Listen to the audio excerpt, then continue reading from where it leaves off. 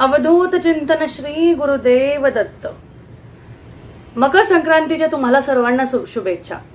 आता येत्या 14 जानेवारी 2022 ला मकर संक्रांतीचा हा सण आपण सर्वजण साजरा करणार आहे। पण या सणाबद्दल बरीचशी माहिती जी आहे ती आपल्याला आधी घ्यायची असते।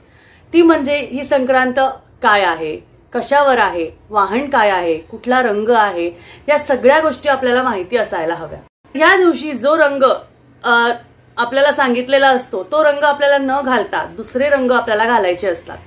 ज्या गोष्टी देवीला आवडत असतात त्या गोष्टी आपण न वापरता, म्हणजे ते महाग होतात असं म्हणतात, म्हणजे त्यांना आवडती गोष्टी जी असते ती महाग होते। अशा बऱ्याचशा गोष्टी आहे, कुठून येते, कुठून जाते, ह्या सगळ्या गोष्टी, कुठल्या दिशेने येते, ह्या सगळ्या गोष्टींची आपल्याला माहिती असायला हवी। तर त्यासाठी मी तुमच्यासाठी आजचा हा व्हिडिओ घेऊन आलेली आहे आणि आजच्या व्हिडिओमध्ये ह्या सगळ्याबद्दल तुम्हाला माहिती मी आज सांगणार आहे। तर चला आजच्या व्हिडिओला सुरुवात करूया। सर्वात पहिले आपण मकर संक्रांती सणाचे फळ बघूया।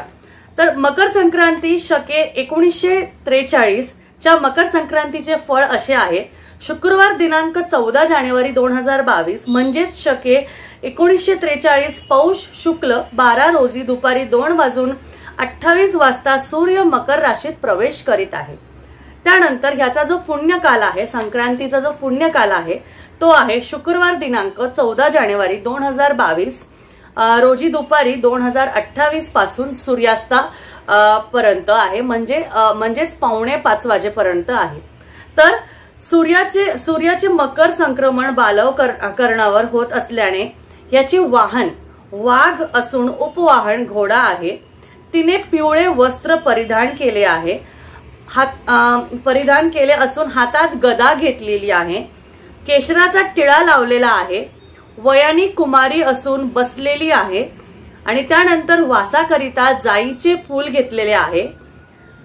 त्यानंतर पायस भक्षण करीत आहे, सर्प जाती आहे, भूषणार्थ मोती धारण केलेला आहे आणि वार नाव मिश्रा व नक्षत्र नाव नंदा असून सामुदाय मुहूर्त 45 आहे आणि हे उत्तरेकडून दक्षिणेकडे जात आहे व नैऋत्य दिशेस पाहत आहे।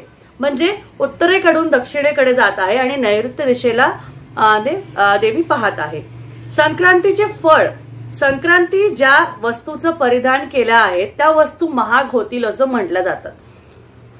त्यानंतर संक्रांत जेथून आली आहे तेथील जनतेला सुख प्राप्त होईल, म्हणजे जिथून ती आलेली आहे तिथून तिथं सुख प्राप्त होईल।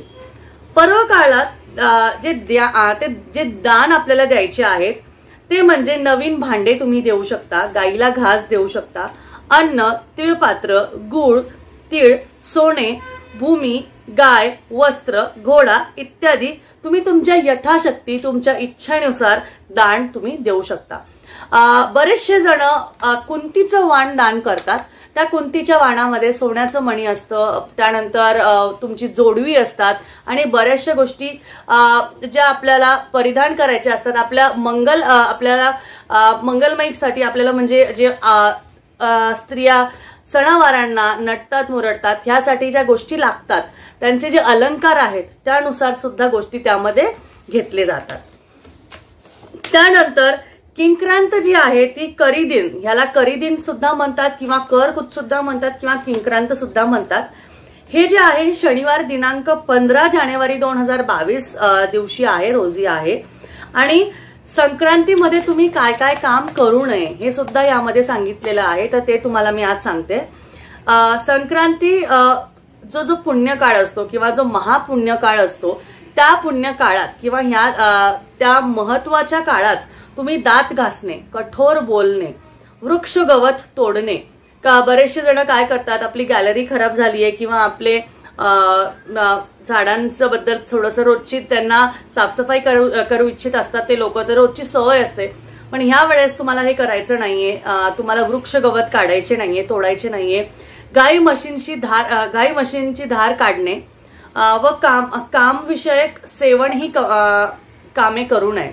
म्हणजे या गोष्टी ज्या आहेत ह्या वर्ज्य आहेत, हे महापुण्य काळात किंवा पुण्य काळात ह्या गोष्टी कुठल्याच करू नये, कारण ह्याने आपल्याला त्रास होऊ शकतो आणि त्याचबद्दल तुम्हाला तुमच्या घरामध्ये भरभराट हवी असेल किंवा सुख समृद्धी हवी असेल तर ह्या गोष्टीचं पालन आपण केलंच पाहिजे.